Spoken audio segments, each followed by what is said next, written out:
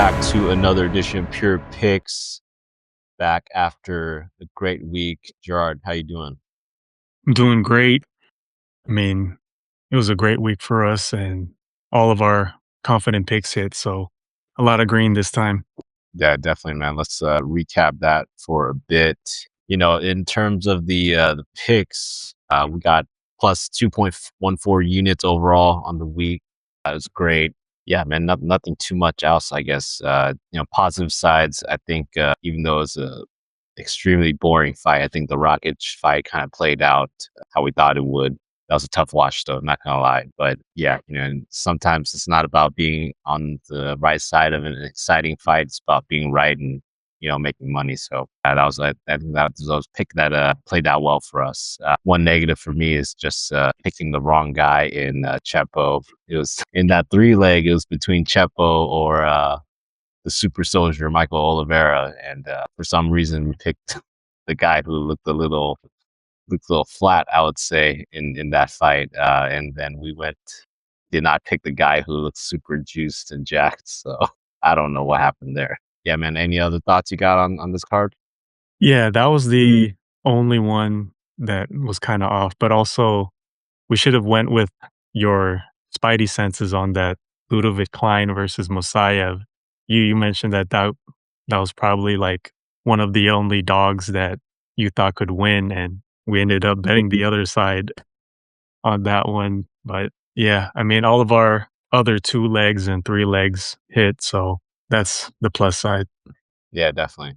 I'm kind of glad the over 2.5 did not hit too. So it's all good. We would have been wrong anyways in that parlay, even if it did hit. Yeah, so let's move on to this next fight card. We got Mateusz Gamrot versus Quillan Salkilld. We got obviously a prospect fighting a top 10 gatekeeper, a guy who's trying to break into that top 10, fighting a guy who's been there for a while. It seems like it's going to be in the apex. I'll let you kind of start things off, man. Like, any fights catch your eye right now as far as this fight card? Yeah, this fight card, we could start with that main event. This is a pretty good fight. I mean, the odds are close, so this could be, it'll be like for Quillan Salkilld, he asked for this fight, and he's coming off a big hot streak. He's well rounded, he has skills everywhere, and he's dangerous in the striking, but he's mainly a grappler, and he's facing another grappler, Gamrot, who that's what he's known for, is using those chain wrestling, the single leg, and making it very awkward for guys to fight against. The more I look into it, some of these fighters were doing well up until they weren't. And that Hot Paras was doing well. He was doing all right in that fight. And it kind of felt like a fluke head kick in a way, because those don't usually end fights. We don't usually see that. But good on Salkilld. I mean, he's dangerous. He got that to connect. The Jamie Malarkey, he showed him that there's levels to this, and he's able to take the back and get you down, which I'm not so sure he'll be able to do that against a Gamrot in this one. And as for Beneil Dariush, I thought Salkilld was going to win that handedly through and through, but early on in that fight, you could see that Beneil was actually doing pretty good. He was controlling the fight. He even dropped Salkilld with a jab, which you could say some of that was maybe Quillan Salkilld being a little off balance, but still getting dropped by a jab by Beneil is kind of something to look at. And with these finishes, I'm not so sure if he'll be able to find some of that success in the finishing against Gamrot, the way Gamrot fights. He's going to be coming forward with the grappling, chaining that wrestling, and you could say he's like the lightweight version of a Marab in this one. And going 5 rounds, this will be Quillan Salkild's first UFC 5-rounder, and Gamrot has been in 5 rounds before, and he's able to really push, especially at the apex. I'm not sure if he's ever lost at the apex. The mythical Mateusz Gamrot at the apex might show up. And against Ribovics, a lot of people thought that was going to go to a decision if Gamrot won, but Gamrot was winning that, but he showed that he can still get a submission there. Now, Initially, I wanted to go Salkilld because he's the more dangerous guy. He's the hungry fighter, calling out the you could call him a gatekeeper, so to speak, Gamrot in the lightweight. And based on the history of gatekeepers at the lightweight, these gatekeepers have been stuffing the prospects, especially at lightweight. And I think Gamrot's one of those guys. And at underdog odds, I think I gotta go with Gamrot here, even though initially I was riding the momentum of Salkilld, but I think I gotta go Gamer here at the apex in a 5 rounder, hoping that he doesn't get flipped or like dropped like he usually does in his other fights. But usually those fights are when there's like a huge crowd, or maybe that's the only thing that throws Gamrot off his game is when he's in a big pay-per-view event, big crowd. He doesn't show up as great as at an apex. So I think Gamrot has the advantage here. But yeah, I'm considering watching the first round and maybe live bet this. But right now I'm leaning Gamrot with his grappling and his experience and his the mythical version that we see whenever he fights at the apex. That's what I'm rolling with. Yeah, total agreement with you. I'm going Gamrot. Right when I first saw this fight happen and when the lines dropped, I think the value for me was on Gamrot, and I really haven't swayed it. Just for, I mean, you broke it down pretty well, so I'm not going to repeat some of the things you said. But just for the odds right now, like if you want to go Gamrot, I wouldn't go the money line per se. I would go with the decision plus 250 right now. You can put a half a unit on that, maybe even a full unit if you believe Gamrot that much. I don't think he's going to finish. Quillan just doesn't seem like a finisher. I know that he finished Rivich, but I think Quinlan got a little bit more game in terms of the grappling that will not allow him to get finished like how Rivich got finished. And I highly doubt that Gamrot's going to start coming in there with some Canelo hands, knocking this guy out. So to me, it just seems like another classic Gamrot Scamrot decision. He could, I mean, it could be a split. Who knows? Because you know the way he fights, like you mentioned. I mean, he's gotten dropped a lot. He's gotten a lot of close fights. I mean, we see split decisions on his resume, with high frequency. I mean, just look at the Dan Hooker fight, the Jalen Turner fight. Quinlan, I mean, kind of reminds me of like there's some aesthetics that reminds me of those kind of fighters. Why Quinlan is also like a tall, lanky guy. Obviously, he has way more grappling than both of those guys, but I'm not sure if he's as good a striker as those two guys. So it's kind of like Gamrot's facing another tall, lanky guy. He's gone to split with both of them, and you know he's won one of them and lost the other one.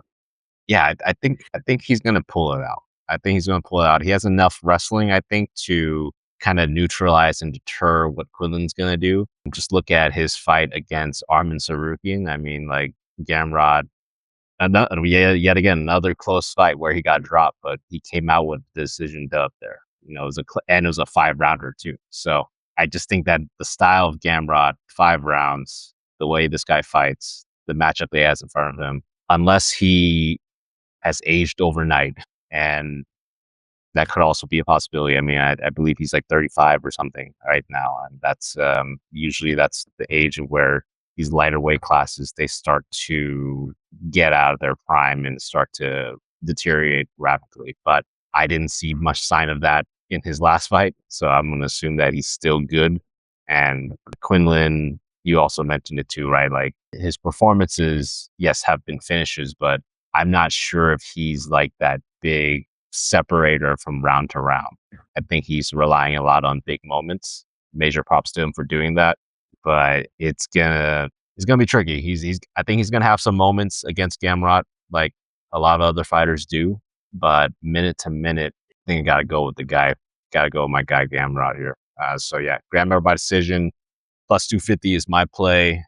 If you don't believe in that too much, you can even go with the over. Right now, I'd say the over 3.5 minus 135. I think that's seems pretty attractive. You can even do fight goes to distance plus 150 if you want to. I think those are all good plays. I'm kind of going with the over here, Gamrot for sure in terms of the value. Next fight that I kind of wanted to talk about, and yeah, I mean, there's just this card is very interesting to say the least. I mean, they got somehow they cobbled up 11 fights on this fight card. I do want to talk about the co-main event for the next one. This is a extremely volatile fight, but I do think that there's a value side here. And I gotta go with so the fight's Diego Ferreira versus Billy Q. I've seen enough of these fighters over the years. I've seen them in their prime. Right now, obviously, both of them are not in their prime anymore, as you guys see with the recent record and recent losses and all that. I think that I'm gonna go with Billy Q here, and I know that that's tough. Just seeing because like this guy hasn't fought in a year and a half. Just got knocked out by somebody who was probably 50 years old in Cub Swanson, his last fight. He's fighting another 41-year-old now against Carlos Ferreira, who can also knock him out, probably submit him, right? These are all very much possibilities. But in a fight like this, I think I just got to go with a system play and go with the dog odds. that's that's the main reason why I'm going with this. Just watching how Diego Ferreira lost to Alexander Hernandez in his last fight, how he lost to Grant Dawson. Obviously, both those guys are way higher caliber than Billy Q at this point. But I think that after the win against Rebecca, there is something that's been swished in terms of Diego, where I don't know if he has that dog in him in that fighter in him anymore. I can't say the same about Billy Q. I think Billy Q has that dog in him and that fighter in him. It's just that I don't know if he has the chin anymore to still fight like that. But he's been a year and a half out. I think there's a reason why he's been a year and a half out. I think I actually like that when a fighter's going up in weight and they take some time, right, to go move up that weight. You don't want to do a fast track way. I think he's going to look good at 155. I think his frame is good for it. It's just, is he going to get finished by Diego Ferreira, knocked out like he has in his last, fight? That remains to be seen. And I think I'm willing to pay the plus odds ticket to find out for this one. Kind of give me those plus odds. Right now, the odds are plus 149 for Billy Q. I don't know if I will go prop hunting for this one necessarily. I think that Billy Q could get a decision win, or there could be a late finish later on in the fight. Diego, I think he's probably going to look good for a round, maybe a round and a half. But if anyone has watched Billy Q, you know that this guy turns it on the second, third round. He really turns it on, and unless he gets finished and that could very well possibly happen. But if this fight goes to the second, third round, I would much rather be holding Billy Q ticket than the Diego Ferreira ticket. If that's probably the simplest way I would want to put it. So taking a stab at Billy Q at plus 149 to have him survive, the first round, second round, maybe. I think I'll be willing to take that stab because as the fight goes on, I think that Billy Q has more of a fight in him. And I think just the overall pace and the volume is going to be a little bit too much for Diego. I think he's going to wilt, and I think that's going to be all she wrote. So official prediction, I think I'm going to go Billy Q third round knockout, and that's going to be one of my underdog plays for this week. What are your thoughts on this co-main event? Yeah, for this co-main, Billy Q, I do like his pace, and going up in weight, this could be good for his cardio, being at 37, and he's facing 41-year-old Diego Ferreira. And like you said, you don't think that you see the dog in him anymore since the Rebecca fight. And from seeing the Alexander Hernandez knockout that he lost, it kind of looked like he was losing a step in a way. I thought he was a little slower, a little more hesitant, maybe not having that dog in him in that fight anymore. And he does have, he can finish Billy because Billy is there to get finished at times. We've seen it. And he was knocked out by a over 40-year-old. Cub Swanson might just be a different breed. That fight team over there, they got some killers out there. So that might not be too bad of a knockout loss. So I think mainly because based on deterioration, I think Diego's is on the decline. And for Billy Q, I think he might find a second win at this new weight class. And if he can avoid getting finished in the first round and really push the pace on Diego Ferreira later, he could have just a clear path to a win here. But Yeah, that's the only scary part is if Vitor Ferreira can like connect on a big shot from behind like he did against Rebecca, where Rebecca was a huge favorite in that one. But in this case, Billy at dog odds is a pretty good value bet, I think. Yeah, I think he'll have a second win here and come back and show what he's been working on. For sure, for sure. Actually want to also throw a fight to you, so I want to hear your thoughts on this because I know this is your boy from the last fight that you broke down for him. Let me get your thoughts on Steven Asplund versus Guilherme Pat, man. Like, which way you rocking Ooh, for this heavyweight fight right here? that's a good one right there. Asplund Concrete versus Kong. Felt like I had way too much analysis on the Guillermo Pat versus Thomas Peterson to where all my analysis didn't matter because Guillermo Pat got clipped off of like a clinch scramble or something. He didn't see the punch and then it was just downhill from there. Dude, dude, Peter Griffin put it put him to work. Oh, man, I felt so dumb in that fight. Yeah, Pat looked like he was, like, trying to point fight his way again, and I feel like that's a bad habit that he has when he has the skills to really put a lot of combos together and make his opponent guessing with his kicks and his long striking against Asplund, who's a big cardio machine and a lot of volume, mainly boxing. He doesn't really grapple too much. He is a bit of a crowd favorite, his personality and just his story and how he's gotten here up to this point. I think a little bit because of that, he might be a little overrated, I think, with these odds. I think it's minus 300 or something like that. And the Vitor Petrino fight, he could have really like won in the second round, maybe even finished Petrino, but I don't know. He was showboating a little bit and he was just going there to exchange and not really, he didn't really try to push and dominate when he had the chance. And for Guilherme Pat, I feel like his footwork is better than Petrino. Petrino is kind of like a bit of a blockhead and doesn't really have that karate bounce to him that Pat has. I think that Pat is live here to get like a decision win by points if Asplund doesn't use his size and pressure in the early rounds to really hurt Pat. If if Asplund can't do that, this could be like a close split decision, I think, if it goes to the final bell. And Asplund does wear damage on his face, so that can make things kind of interesting how the judges will look at it. And Jeremy Pat, he's just quick, but his choice of how much volume he's gonna throw, he's a little he's a little inactive in time as a Smith volume lens. So I'm gonna I'm leaning Pat. Initially I was on this one, but the more I looked at it, I think Aspen's a little bit overrated. I think he should be like around a minus 200 favorite instead of a 300. So based on the odds, I think I'd side with Pat. So right now, according to Bet Online, I think that Asplund is minus 275. If I'm looking at this. Oh, actually, it's minus 300. You're right. So yeah, it's minus 300 right now. Yeah, that's a little tough, based on how both these guys fight.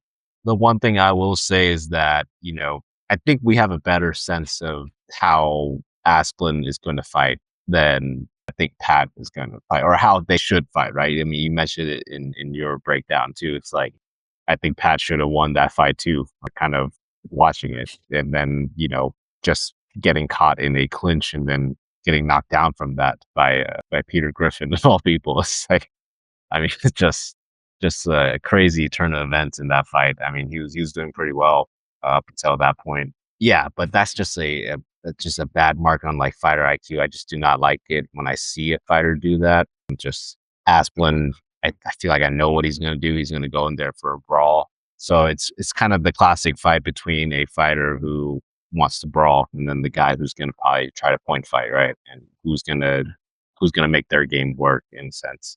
I think right now I still got Asplund. Would I bet him at minus 300? Probably not. I think that is a little much. I think that an interesting thing that could do is I feel like if you go Asplund, you should just go for his KO prop, to be honest. I feel like he's gonna make an effort to get that KO. It's plus 140. if you go Pat, I could see a variety of ways that he could win. He could go KO, he could go decision. So if you go Pat, I think you go money line and kind of just save it from there. Because I think the odds are pretty nice right now. Actually, it's not bad, like plus 245. So yeah, I mean, I think that's how I'll play it. Go with Asplund KO, and then go with Pat money line potentially, but maybe like a little bit of a hedge out. But if I had to pick a side right now, I still would go Asplund because like I just trust him to do what he usually does, and I am just not sure about what Pat's going to do here. Because what if he comes in there and gets into a brawl for whatever reason? Who knows? We saw what happened last time he got into that situation. This guy got dropped and just literally got he pretty much got 10-8'd in that round. It was pretty bad. He was like getting dropped and all that. So yeah, it was a really bad look for him. I just can, maybe that was just recency bias, but I just cannot pick a guy after watching him how he got like kind of killed in that third round. That was really bad after he was like doing well in the earlier parts of the fight. So yeah, I got to go Asplund here.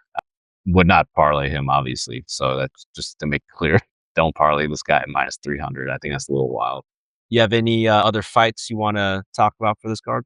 We could talk about your fan favorite, your boy, the Damage, Darren Elkins versus Yadier Del Valle. Well, what are your thoughts on this one? I'm not sure about this one. I don't know why anyone would go with the Damage here. To be honest, it's just way too old. So a fitting nickname still. I mean, he's just taking so much damage over the years. I give him props, man. This guy still has that fighter spirit, right? Even at 42, amazing pace when things are going. He can still wrestle for sure, and maybe that's that's this guy's kryptonite, right? This Deval, this guy who scammed a lot of people in his last fight. He was part of another scam fight in his previous win. Like this guy, who knows what's going on with this guy? He looked great against the guy in Bulgarian who most likely threw a fight that he lost against Jordan Levitt. I don't, just not sure about that. And we saw what happened to Jordan Levitt in his last fight too, right? So yeah, I'm not really too sure about Yai Deval here. Now at minus 660, it's a little tough. I probably would not parlay him, to be honest.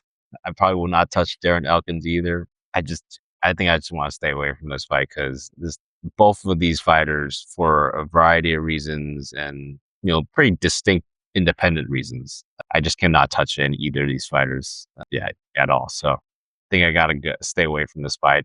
Pick will be Deval. I think he's probably going to find a submission at some point while Elkins is coming in there, leaving his neck exposed probably. I think that's probably just going to have us play out. But, at minus 660, like, is that the result you want? I don't know. Like, based on how this guy's career has gone so far, I don't know if that's like a price that I would be willing to pay right now. So, yeah, that's my thoughts on that fight right now. Yeah, this one, the Cuban problem, Yadier Del Valle. Yeah, that guy's been a problem. I don't know, man. He's been a this guy might be a scam, dude. I don't know what. Dude, He's minus 800 now. It's crazy. minus 800. Bro. Dude, the eyes, he might have been in 2 fights that were fake. His last 2 fights.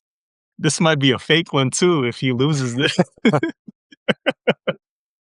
And the crazy part is I can see him losing it, losing this fight. Like, if this goes to a decision, Darren Elkins just putting the pressure, and like we've seen in the Levitt fight, it doesn't look that hard to get Yadier Del Valle down. Yeah. And especially if he's chasing those front chokes and then fighting himself in the back. Darren Elkins is very durable on the ground, and we don't really see Elkins get subbed. I don't even know when's the last time he's been subbed. Yeah, I don't think he's ever been subbed. Oh, since 2010 by Charles Oliveira. Wow. Oh. No, that's over 15 years ago he's been subbed. So nobody else could sub him up until this point. So I don't know if Yadier Del Valle, the guy who is in arguably 2 fake fights, will be able to sub the experience of Darren Elkins. So maybe the only way that Yadier can finish Elkins is by strikes, and it can be done. I mean, 42 years old, Darren Elkins. We saw Rosa do it, but that guy's a vet, and Yadier, we don't really see him finish guys with strikes. So this could be a end up being a longer affair. And for this fight, what I was looking at was maybe the over 1.5 or maybe even over 2.5 prop line. I think Elkins may be able to survive some rounds in this fight, especially if Del Valle throws up a guillotine or something like that and finds himself on the back, Elkins controlling him on the ground. This could be end up being a longer fight than 1 round. So give me no, I'm not picking the damage. If I were to bet, I might look at the over 1.5 or over 2.5 and maybe play that if you can find a over 1.5. I think Bovada has over 1.5 for this fight. Yeah, right now I think Bet Online over 2.5 plus 189. So if that's not bad, I would say if you believe that the fight's gonna go over that. It was plus 200 something earlier. Oh, I see. Yeah. So yeah, maybe that's the same thinking right there. So they've been betting it down, I guess. Yeah. I mean, overall theme for this card so far, from what I gather and, what I see from both of us is, there possibly could be a lot of live dog action here, some dog odds and round lines, some props, maybe even the money lines. I think in all these fights, you can kind of make a dog case for any of these fighters, right? And some of these fighters were picking as a dog. So I think that's just a read that at least I have right now. And, could be interesting because I feel like it's been a lot of favorites for the past few weeks, and this week I'm kind of leaning towards a lot more dog action than usual. So yeah, don't mind the dog action here. That's about all I had from my end as far as some of these fights. Did you have anything else on your end? I did have a potential lock, but I'll save that one. I do want to get your thoughts on one of these prelims, this early prelims. This was a short notice add in to get to 11 fights. This is the Miles Johns Chapo versus Jessie Rosas, the older brother of Chiwiwis. What do you think about this one? Yeah, I mean, I'll be honest. I know zero about Jesse Rojas. I didn't even know he had a brother, to be honest. Uh, so is this actually his brother, or is this like just some other? Yeah, this is his older brother. Okay. Oh, Yeah. okay. Yeah. So haven't done really any research on this Rojas guy, so I can't really speak too much about him. I do know my boy Miles John. He's been a vet with the company for a while. I know how this dude fights for sure. I've seen some dubs, seen some L's with him. For this one, let me just break down some of the tabology at least. Like it looks like tabology is mainly going with Miles John. I mean, no surprise there. I think they're going with the favorite here as far as the vet, right? Now it looks like Miles John's a minus 140. Bet online. Let's check Bet online right now. Yeah, minus 146. I don't really know much about Rosas, so I think I gotta go Miles Johnson.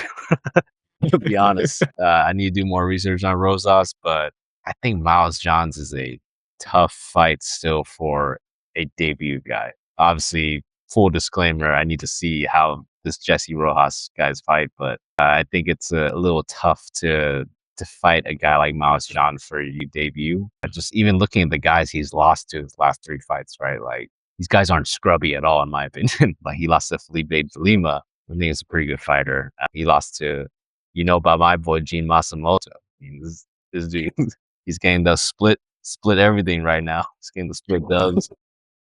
Daniel Marcos, that dude's 17-1. I mean, that's tough, man. That's tough. Like he's losing to guys who have been winning a lot in the UFC. So I don't know. I can't go with Rosas based off of what I've seen so far. But yeah, what are you thinking about this fight?